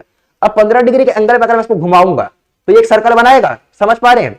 यहाँ देखो मैंने प्लेन लिया, इस लाइन के साथ इसका 15 डिग्री का एंगल बना, इधर भी एक 15 डिग्री एंगल बना, इधर भी बना, इधर भी बना, इधर भी बना। तो ये 15 डिग्री के एंगल पे जितने पॉइंट्स होंगे, जब मैं इसको कनेक्ट कर दूंगा तो ये मेरा क्या बन जाएगा, एक सर्कल बन जाएगा। अब आप इसे समझ गए। अब ये मान लीजिए मेरा अर्थ का सेंटर है, ये मैंने क्या करा, 15 डिग्री का पॉइंट लिया, 15 डिग्री पे इधर भी 15 डिग्री का एक पॉइंट लिया, इधर भी लिया, इधर भी लिया, इधर भी लिया, हर तरफ लेके सारे 15 डिग्री वाले पॉइंट्स को जब मैं एक जगह कनेक्ट करूंगा तो ये जो लाइन बनेगी दोस्तों, इसको मैंने क्या नाम दे दिया, 15 डिग्री लेटीट्यूड। मतलब क्या, जो हमारा सेंटर था इससे 15 डिग्री की डिस्टेंस पे, 15 डिग्री के एंगुलर डिस्टेंस पे जितने पॉइंट्स थे मैंने उसको एक जगह कनेक्ट कर लिया। अब अगर मान लो मैं क्या करूंगा, 30 डिग्री वाले सारे पॉइंट्स को ले लूंगा, 60 डिग्री वाले सारे को ले लूंगा, 90 डिग्री वाले सारे पॉइंट्स को ले लूंगा। मतलब क्या, जो एंगुलर डिस्टेंस की अगर मैं बात करूं, इस लाइन से यहाँ पे आप ये लाइन ले लेंगे, इस केस में ये लाइन ले लेंगे, इसके रिस्पेक्ट में जितने भी हैं वहां पे देखेंगे कि अगर मान लो आपको यहाँ पे ग्लोब दिख रहा हो, ये हमारा इक्वेटर है, देखिए दोस्तों ये आपका इक्वेटर है। अब ये जो लाइन है, ये लाइन क्या है, सेंटर से हर पॉइंट में 15-15 डिग्री के एंगल पे है, तो ये आपका 15 डिग्री लेटीट्यूड हो जाएगा, ऊपर वाला आपका 20 डिग्री 30 डिग्री लेटीट्यूड हो जाएगा। तो उस हिसाब से हमने क्या डिसाइड करा कि जो पॉइंट जितने एंगल पे है तो उससे आपको क्या मिल जाएगा, जितने भी पॉइंट्स हैं उसका इस तरफ का मिल जाएगा। जैसे अगर मान लो मैं यहाँ पे अर्थ को मान लो अगर ऐसे में पिचका दूं, एक बार एग्जांपल में पिचका लो, तो आपको ऐसे पैरेलल लाइंस मिल जाएंगी और हर पैरेलल लाइन का एक नाम होगा। मान लो इसका नाम मैंने 0 डिग्री दे दिया, मान लो इसका नाम मैंने 0 डिग्री दे दिया, इसका मैंने 15 डिग्री दे दिया, इसका 30 डिग्री दे दिया, इसका 40 डिग्री दे दिया, 45 डिग्री दे दिया,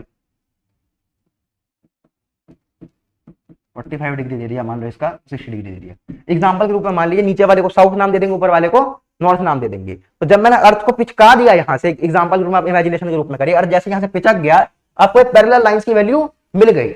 अब मुझे अर्थ की लोकेशन जाने के लिए क्या चाहिए दोस्तों, अगर मैं इधर वाली लाइंस की भी वैल्यू निकाल लूं तो मैं यहां से किसी भी पॉइंट को निकाल सकता हूं, किससे, इन दोनों के इंटरसेक्शन से। तो लैटिट्यूड का एक्चुअल कंसेप्ट क्या है, लैटिट्यूड हमारे क्या है, हमने क्या करा, पहले तो 0 डिग्री लैटिट्यूड मान लिया, उसके बाद हमने क्या करा, उसके रिस्पेक्ट में जितने जितने डिग्री एंगुलर डिस्टेंस पे थे, ये हमारा 15 डिग्री का एक सर्कल बनाया, उसके ऊपर थोड़ा ऊपर 30 डिग्री पे बनाया, 60 डिग्री पे बनाया, 45 डिग्री पे बनाया, सेम नीचे में भी 15 डिग्री का बनाया, 30 डिग्री का बनाया, इतने इतने पॉइंट पे जितने थे 15 डिग्री वाले सारे पॉइंट्स को कनेक्ट करा, 30 डिग्री वाले सारे पॉइंट्स को कनेक्ट करा, उनको जोड़ के जो चीज मिली वो लैटिट्यूड। अब ध्यान दीजिएगा कि जितने लैटिट्यूड्स हैं ये सारे एक दूसरे से क्या होंगे दोस्तों, पैरेलल होंगे। अब आपको फिगर समझ आ जाएगा, ये हमारा 0 डिग्री था, ये हमारा 15 डिग्री पर जितने पॉइंट्स हैं, अब ये आपको एक लाइन दिख रही है 15 डिग्री की, अगर मैं देखूं तो इस तरफ भी एक 15 डिग्री की लाइन होगी, इधर भी 15 डिग्री की होगी, इधर भी 15 डिग्री होगी, इन सभी 15 डिग्री के जितने पॉइंट्स है ना, ये भी यहाँ पे सेंटर से 15 डिग्री बना रहा होगा, ये भी सेंटर से 15 डिग्री बना रहा होगा, ये भी सेंटर से 15 डिग्री बना रहा होगा, इन सभी को जोड़ने वाली जो लाइन होगी वो 15 डिग्री लैटिट्यूड कहलाएगी। ये 30 डिग्री लैटिट्यूड की जो लाइंस हैं, इसके हर पॉइंट का अगर आप सेंटर से मींस प्लेन के रिस्पेक्ट में एंगल निकालेंगे तो 30 डिग्री आएगा, इसका 45 आएगा, इसका 60 आएगा। मैं उम्मीद करता हूं कि लैटिट्यूड का बेसिक कंसेप्ट समझ आया होगा। पॉइंट्स देख लेते हैं इसका। The angular distance of a point on earth surface measured in degree from the centre of the earth towards the north and south of the equator.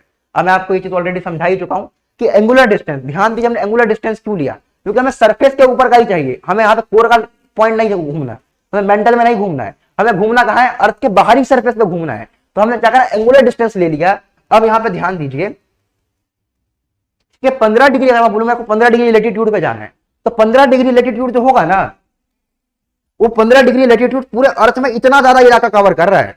अगर मान लो मैं बोलूंगा मुझे 15 डिग्री लैटिट्यूड घूमना है, तो मेरा 0 डिग्री लैटिट्यूड था, ये हमारा इक्वेटर था, 15 डिग्री लैटिट्यूड मतलब क्या, इतना बड़ा पूरा लाइन है जो 15 डिग्री लैटिट्यूड को कवर कर रहा है।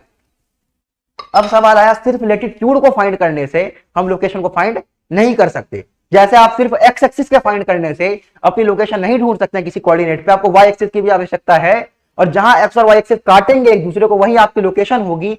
सिर्फ लैटिट्यूड से काम नहीं चलता।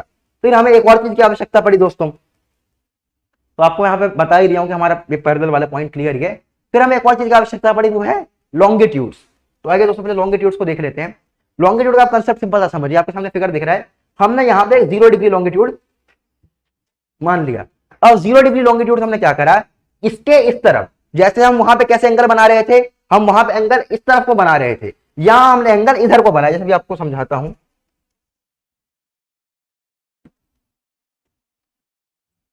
ये हमने 0 डिग्री लॉन्गिट्यूड बना लिया, इससे मान लो 15 डिग्री के एंगल पे जितनी लाइंस हो गया, 15 डिग्री का एंगल है, इस 15 डिग्री के एंगल पे जितने पॉइंट्स होंगे, ये हमारा एक हो गया। इधर मान लो 30 डिग्री का एंगल हो गया, इस पे अपने अलग पॉइंट्स हो गए, 45 डिग्री पे अलग हो गए, 90 डिग्री पे अलग हो गए। ऐसे ही हमने क्या करा, तो आप यहाँ पे देख सकते होंगे, आपका 0 डिग्री हो गया, 30, 45, 90, सॉरी 45 हमारा 90 डिग्री हो गया, ये लॉन्गिट्यूड हुआ। अब लॉन्गिट्यूड में आप एक बात का ध्यान रखिएगा दोस्तों, पीछे के साइड भी तो होगा, वहां पे क्या था, हमारा लैटिट्यूड जो था वो पूरा सर्कल कवर कर रहा था, पर क्या लॉन्गिट्यूड अपना सर्कल कवर कर रहा है, नहीं, यहां से शुरू हुआ और यहां समाप्त हो गया। इसके लिए क्या होगा, पीछे की साइड में हमारे लॉन्गिट्यूड्स होंगे, तो जैसे वो हमारा 0 से 90 पे समाप्त हो रहा था, ये दुगना हो जाएगा, क्योंकि इसमें पीछे भी लाइंस हैं। तो आप यहां देखेंगे 130, 135, 180 डिग्री तक जाता है। तो आप ध्यान रखिएगा हमने किस तरीके से इसको तोड़ा। हमने लैटिट्यूड का काम क्या था, एक पूरा हमने सर्कल पकड़ लिया, लॉन्गिट्यूड का काम क्या, एक लाइन पकड़ ली, और इसके अंदर हमने 0 डिग्री का प्राइम मेरिडियन अपने हिसाब से रखा, उसके रिस्पेक्ट में 15 डिग्री है, 30 डिग्री है, 45 डिग्री है, 60 डिग्री है, 90 डिग्री है। सेम इस तरफ भी है, इस तरफ को हमने ईस्ट नाम दे दिया और इस तरफ के दोस्तों को हमने नाम वेस्ट दे दिया। तो अब आप ध्यान दीजिए, अब अगर मान लो मैं आपको बोलूं कि आपको कहीं जाना है, आपको कोई जगह ढूंढनी है, जैसे आप मान लीजिए मैं आपके सामने एक मैप खोलता हूं, अब मान लो अगर आपको मैं बोलूंगा कि आपको इस जगह पे पहुंचना है इंडिया में, अगर आपको यहाँ पे पोजीशन पढ़ना, आपको सिंपल कुछ नहीं करना, आप देखेंगे कि यहाँ पे लैटिट्यूड और लॉन्गिट्यूड की क्या क्या डिग्री है। आप देख रहे हैं 0 डिग्री, 10 डिग्री, 20 डिग्री, 30 डिग्री, 45, 40, 50, 60, 70, ये नियर अबाउट 80 डिग्री का मेरे को यहाँ पे क्या मिल रहा है दोस्तों, लॉन्गिट्यूड। यानी आपको जो लॉन्गिट्यूड की यहाँ लाइन है, लॉन्गिट्यूड वाली लाइन में आपको 80 डिग्री की लॉन्गिट्यूड वाली लाइन पकड़नी है। और अगर मैं आपको बोलूं यहाँ पे लैटिट्यूड की लाइन को देखूं, यहाँ पे वैल्यू नहीं लिखा हुआ है, मगर अगर तब भी आप यहाँ पे देखेंगे तो नियर अबाउट यहाँ पे आप क्या देखेंगे, इंडिया का ये वाला पोर्शन है, यहाँ पे 23 है, ऊपर कुछ 30 35 40 डिग्री के आसपास, 37 डिग्री पर तो इंडिया खत्म ही हो रहा है, 37 डिग्री 6 नॉर्थ पे। तो उससे थोड़ा ऊपर अगर मान लो, अगर मैं इंडिया का पोर्शन मान लूं तो 37 डिग्री 6 नॉर्थ का मैं ले लूंगा। तो जहां पे ये वाली लेटीट्यूड और ये वाला लॉन्गिट्यूड इंटरसेक्ट करेगा, उस पोजीशन में हम लोगों को पहुंचना है। और आज जो आपका गूगल मैप चलता है, जो आपको सारी लोकेशन देता है, वो इसी लेटीट्यूड और लॉन्गिट्यूड के हिसाब से देता है। मतलब क्या, वापस संक्षिप्त में समझते हैं। लेटीट्यूड क्या है? लेटीट्यूड जो है वो हमारी एक सर्कल है।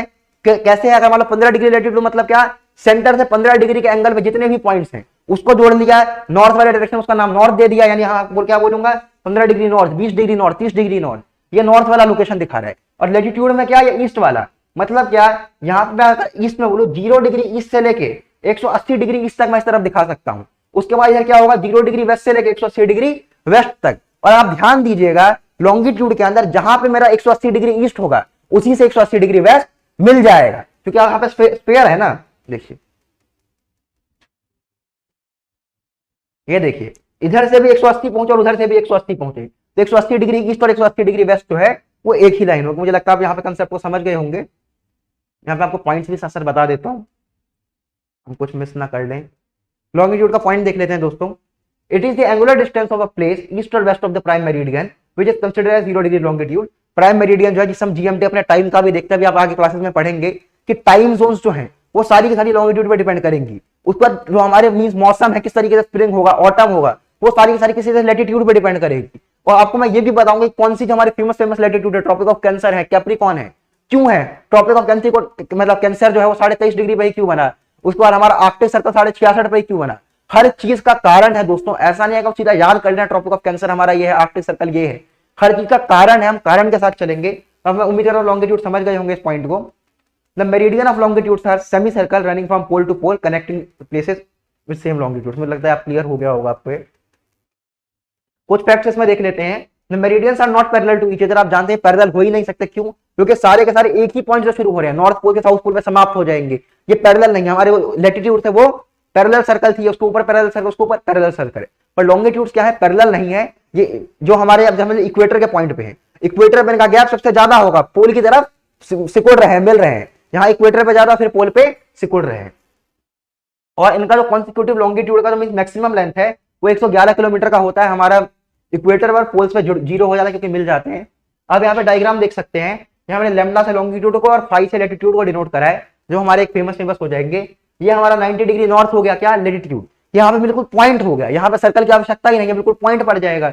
ये मेरा 90 डिग्री साउथ हो गया, ये भी मेरा एक पॉइंट हो जाएगा। ये मेरा क्या हो गया फ्रेंड्स, 0 डिग्री जो मेरा इक्वेटर है फाई के साथ।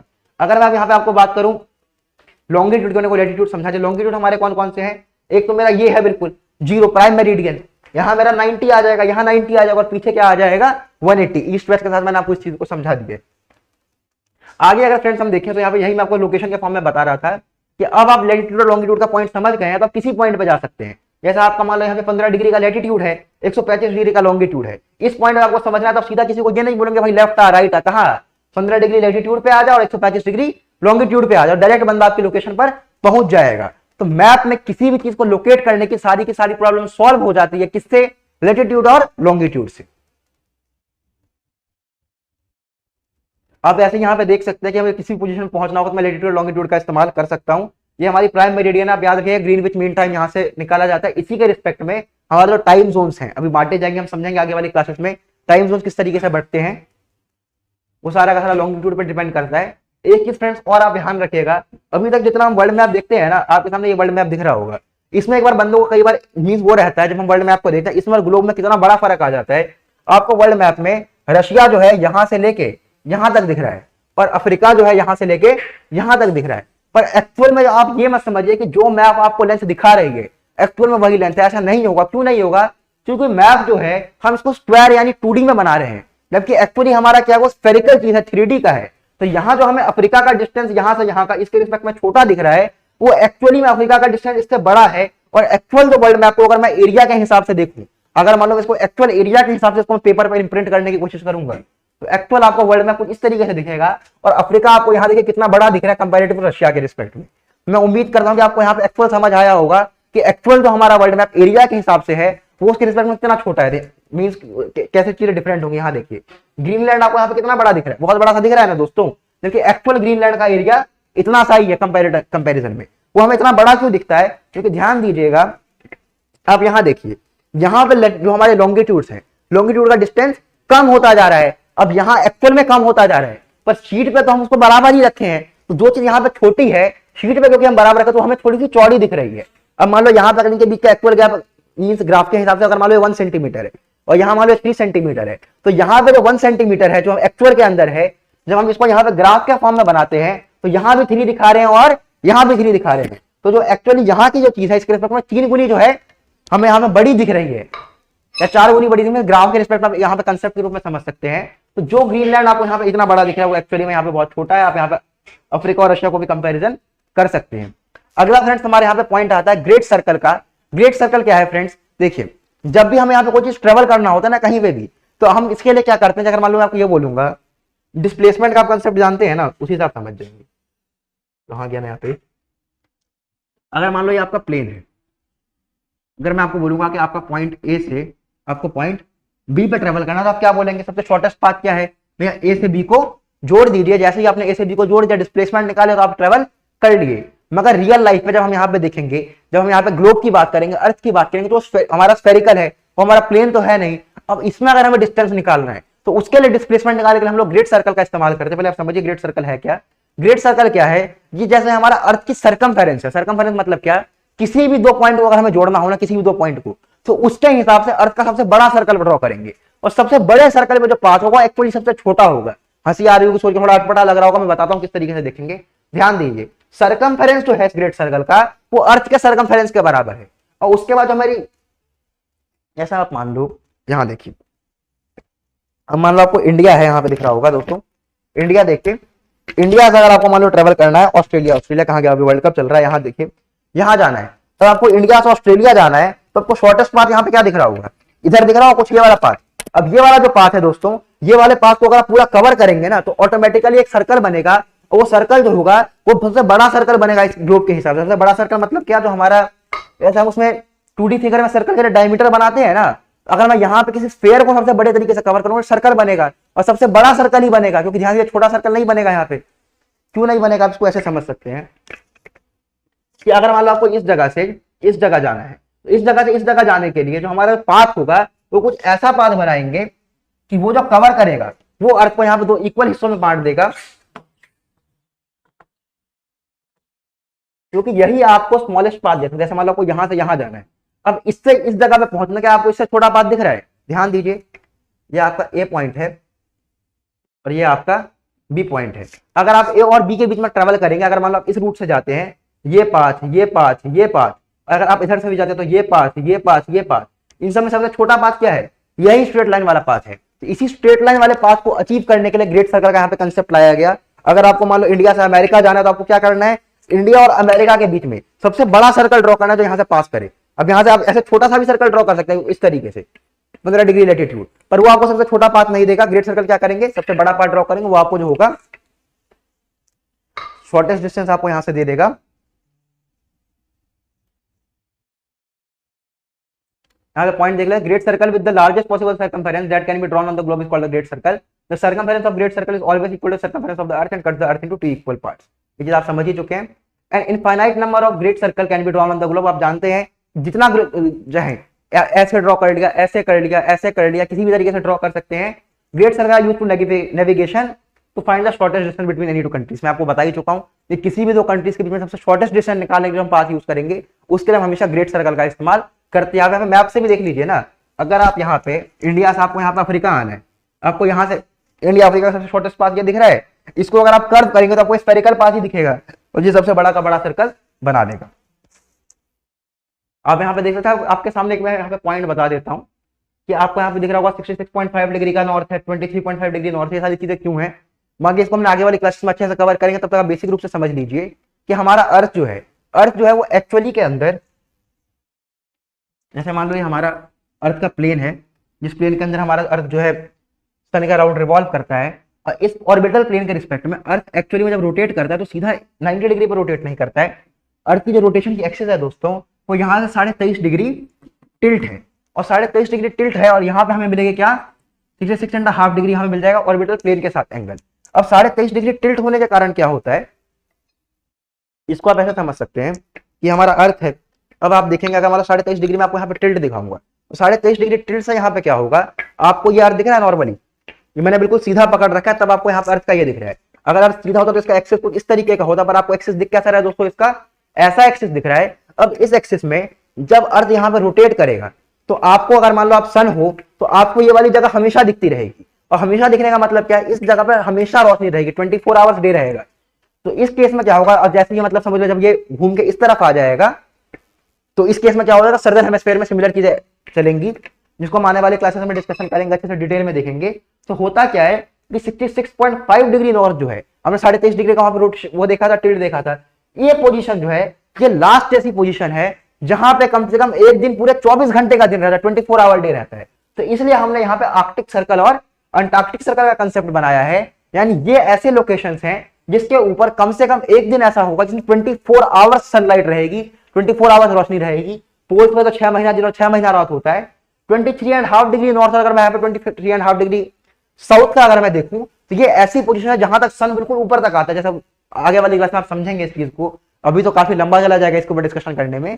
ऐसा समझिए कि सन जो है उसकी लाइट तो बिल्कुल सीधी सीधी आती है। अगर नॉर्मल अगर ऐसा पोजीशन रहेगा, अर्थ में टिल्ट ना आए, तो हर जगह आएंगी, इक्वेटर में बिल्कुल आएंगी, पर 23.5 डिग्री नॉर्थ लास्ट पोजीशन है जहां तक सन की लाइट बिल्कुल सीधी आएंगी, और 23.5 डिग्री साउथ वो लास्ट पोजीशन है जहां पे मीन जब सर्दन हेमिस्फीयर की तरफ सन की तरफ मुंह करके रहेगा तो आएंगे। जैसे आपको मुंह करने का यहाँ पे सेंस ये बता रहा हूँ, अगर आप सन है तो यहाँ पे मैं बोल रहा हूँ नॉर्दर्न हेमिस्फीयर आपकी तरफ मुंह करके खड़ा है, और जब उल्टा आएंगे तो सदर्न हेमिस्फीयर आपकी तरफ मुंह करके खड़ा है।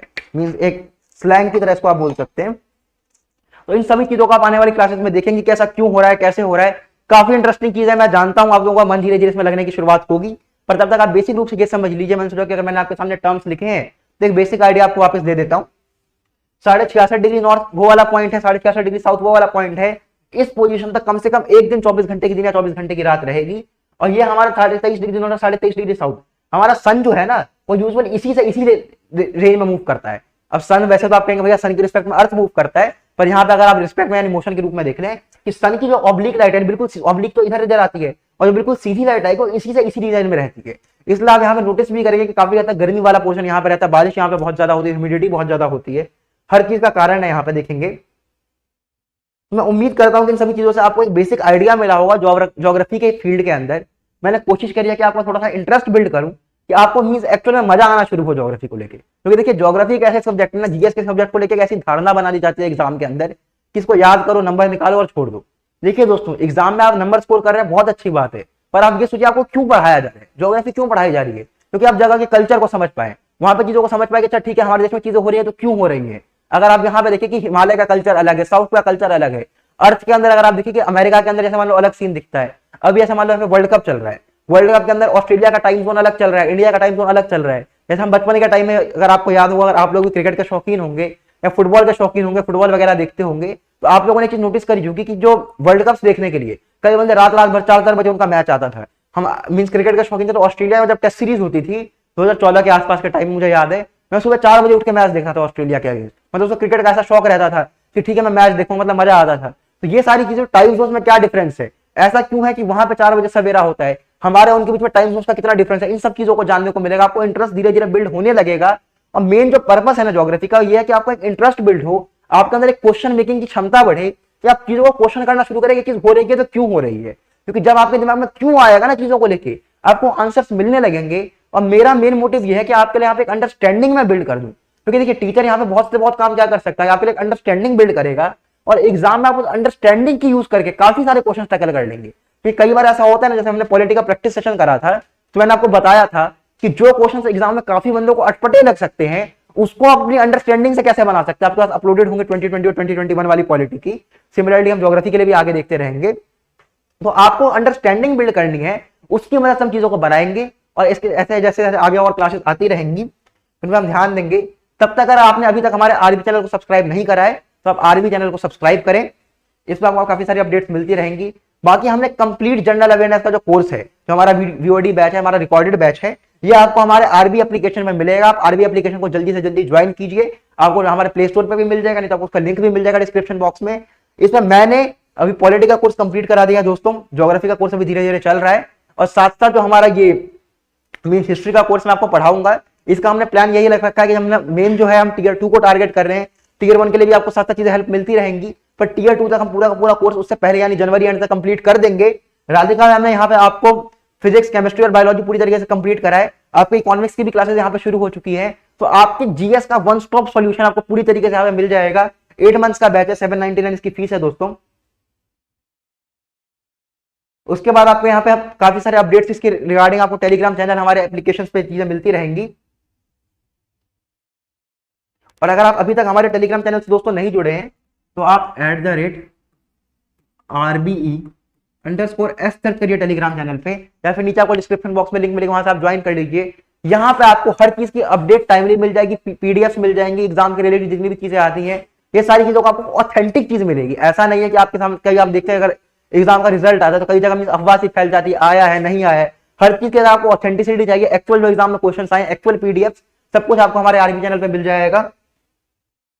साथ साथ हमारे पास दोस्तों एक ऑफिसर्स बैच भी है। इसके अंदर आपको क्या मिलेगा, आपके सारे subject maths, English, GK, reasoning सब कवर्ड हो जाएगा। मात्र 1999 की फीस है, यानी नियर अबाउट आपके 2000 के आसपास की फीस पड़ेगी। इसके अंदर आपके पास मैथ्स शुभम भैया ने कंप्लीट करा रखा है, इंग्लिश आपके अमन सर का, जीके की हमारी टीम है, और रीजनिंग आपके हैप्पी सर कंप्लीट करवा रहे हैं। आपकी हर प्रॉब्लम का एसएससी रिलेटेड जितने आपके गवर्नमेंट एग्जाम्स हैं, इनका वन स्टॉप सॉल्यूशन आपको आरबी एप्लीकेशन पे हमारे द्वारा प्रोवाइड किया जाएगा, जिसमें आपको साथ साथ जितने भी टीचर्स हैं आपको डेडिकेटेड ग्रुप्स बनेंगे, अपने डाउट पूछ सकते हैं, आपको वहां पे सॉल्यूशन चीजों के साथ साथ मिलती रहेगी। तो मैं आशा करता हूं आपको आज की क्लास समझ आई होगी, आपका इंटरेस्ट बिल्ड हुआ होगा, क्योंकि मेरा मेन यहाँ पे टास्क ये है कि मैं आपका ज्योग्राफी के अंदर इंटरेस्ट बिल्ड करा पाऊं, आपको ये समझ आ जाए आपको क्यों पढ़ना है। क्योंकि अगर आपका क्यों क्लियर हो गया तो आपका जो क्या है, कैसे है, सब कुछ ऑटोमेटिकली साथ साथ चलता रहेगा। तो दोस्तों मिलते हैं जल्द ही, धन्यवाद और शुभ दिन।